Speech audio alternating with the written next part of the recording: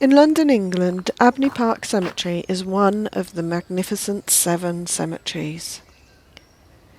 It became non-denominational garden cemetery and a semi-public park arboretum and an educational institute in 1840. The cemetery had buried 196,843 people by the year 2000.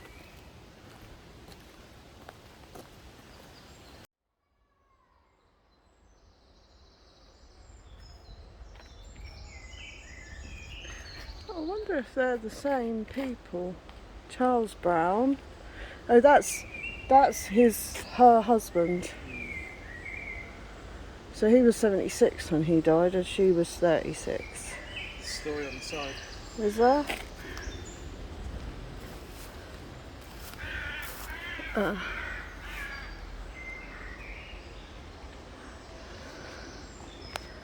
He must have remarried after her then, because this is their son of Charles and James Brown, and James Brown and Emily Howe. So Charles must have remarried after she died. He must have remarried and had another child who then died. Do you think? We got William. That's Esther. Yeah, so Esther, the beloved wife of Charles Brown, Mrs. Charles Brown, this one. 1907. And then you've got William, the beloved son of Charles and Jane Brown. Mm-hmm. Then you've got Jane Brown. Look at the dates. So she died in 1896, Esther, Oh. and then he died in 1893. Oh. So I would say they had another son. Charles and James Brown had another son called Charles Brown who married Esther. Oh, right. Sons called Charles and William. So Charles and Jane had a son called Charles who married Esther. Yeah. Okay. And William. And they had a son called William. Yeah. Okay. And a daughter called Emily. And a daughter called Emily. Okay. But this one is exactly the same as that one. Yeah, I probably saw it and thought, that's nice, I'll have one of them.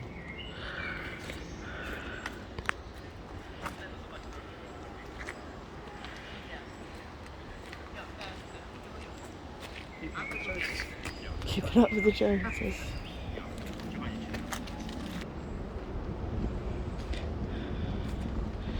So this one was probably young when she died, because that means that their life was cut short. But I can't read what it says, it's too weathered.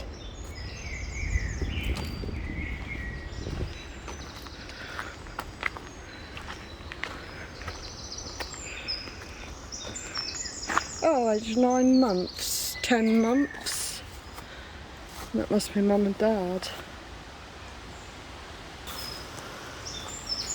Look at that, so look at the dates. 1879, so he died in 9 months. So they must have fallen pregnant pretty much straight away afterwards.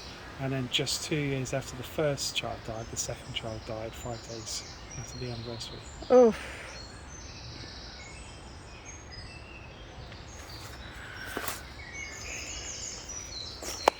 How awful.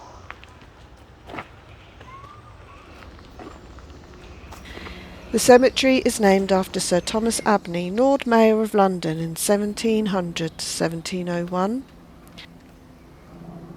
and a townhouse built in 1676 on the site of the present cemetery, Abney House, belonged to him in the early 18th century.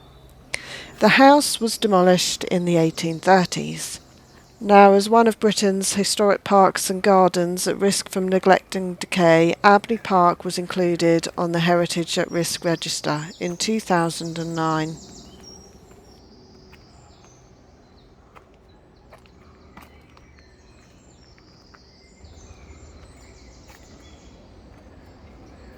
During both World Wars, Stoke Newington suffered extensive property damage, but its death toll was relatively low, especially when compared with the other Hackney districts like Shoreditch. It would have been lower still if not for the German bombing on Coronation Avenue, just off the High Street, on the 13th of October 1940. Sadly, many of the people who died in the shelter were Jewish, and some were Nazi refugees.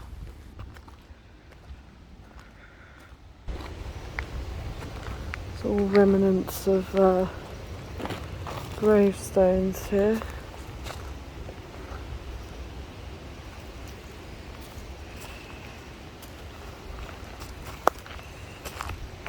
That'd be the way they say about seeing the shrapnel damage. Yeah, here, look. And you can see the bombs knocked all of them over and taken chunks outside of that thing.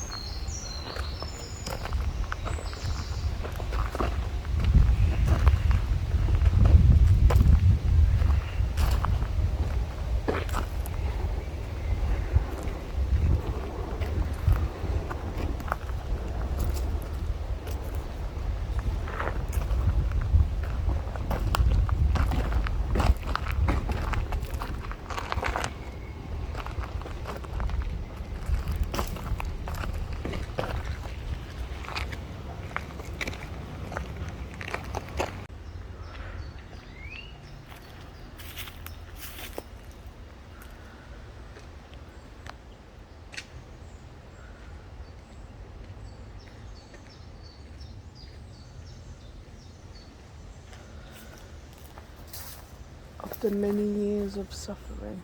Have I got my belly out? Mm-hmm.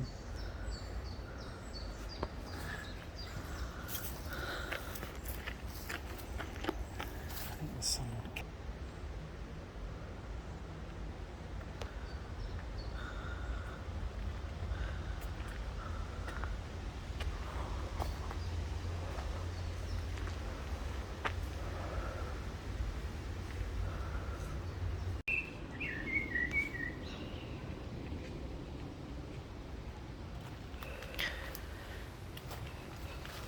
This was Europe's first arboretum and cemetery combined, offering an educational attraction in a landscape of fields and woods away from the built-up boundaries of London. Around its perimeter there are 2,500 trees and shrubs that are alphabetically labelled.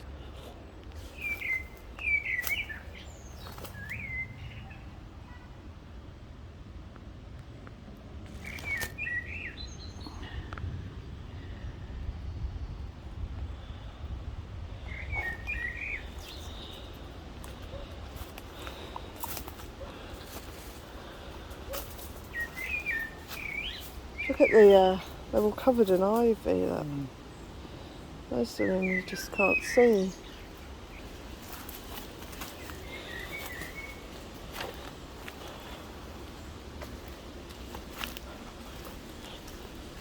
I've got something in my hair now.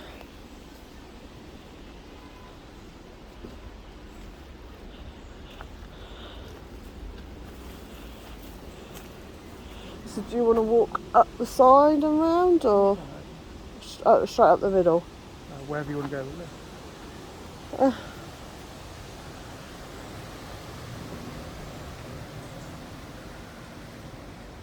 You can go up and have a look around that one if you want. Find out if it's interesting. In contrast to other 19th century cemeteries, Abney Park Cemetery allowed all to be buried there regardless of their religious belief. Non-conformists and dissenters from Protestant dissenting traditions quickly made Abney Park Cemetery their preferred Victorian burial place.